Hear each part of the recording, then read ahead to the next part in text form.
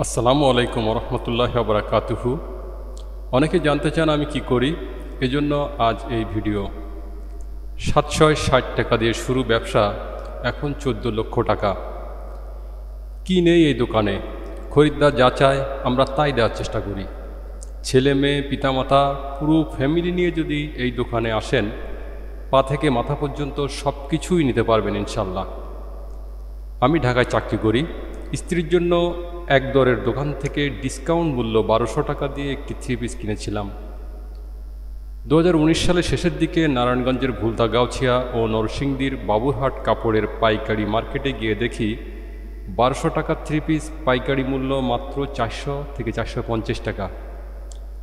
আমরা দুজনে বিস্মিত হই, ব্যবসায়ীরা মানুষকে এত ঠকাবে কেন? আমার স্ত্রীকে আমি বললাম, আমি ঢাকা থেকে মালামাল পাঠাবো আর তুমি বাড়ি বসে বিক্রি করবা। স্ত্রী এক কথায় রাজি হয়ে যায়। এরপর নারায়ণগঞ্জের ভুলতা-গাউছিয়া মার্কেটের 3য় তলা থেকে 760 টাকা দিয়ে কিছু 1 পিস কিনে পাঠিয়েছিলাম, যা প্রায় সবই বিক্রি হয়ে যায়। পরবর্তীতে নরসিংদীর বাবুরহাট থেকে 16,000 টাকার 3 পিস পাঠাই, সেটাও কম বেশি সেল হয়ে যায়। 2000 সালের মার্চে 3য় ধাপে কিছু টাকার মালামাল কেনার পর শুরু হয় লকডাউন। অফিস ছুটি হয়ে যায়, বাড়িতে চলে আসে রমজান মাস। এ সময় অনলাইনে বিভিন্ন পাইকারি দোকান থেকে লুঙ্গি, গামছা, পাঞ্জাবি, মশারি ইত্যাদি ধাপে ধাপে কিনে রাস্তার ধারে টেবিলে সাজিয়ে ব্যবসা শুরু করতে থাকি। লকডাউনের পর স্বল্প পরিসরে কিছু লোক দিয়ে অফিস চলতে থাকে, আমাকে অফিসে ডাকা হয়নি। এর কিছুদিন পর অফিস থেকে আমাকে জানানো হলো চাকরি থেকে আমাকে অব্যাহতি দেওয়া হয়েছে। এ পর্যন্ত আমি ঘরের মধ্যেই মালামাল রেখে ব্যবসা করতাম। যখন চাকরিটা আর নেই, তখন ঘরের বারান্দা ভেঙে একটু বড় পরিসরে দোকান তৈরি করি। হঠাৎ চাকরি না থাকায় আর্থিক সংকটের কারণে দোকানটি তৈরি করতেও বেশ সময় লাগে। প্রায় 7 মাস পর আবারও ঢাকা অফিস থেকে আমাকে বলা হয়, আপনি জয়েন করেন। আমিও 2020 সালের 1 নভেম্বর থেকে আবারও ঢাকায় চাকরিতে জয়েন করি।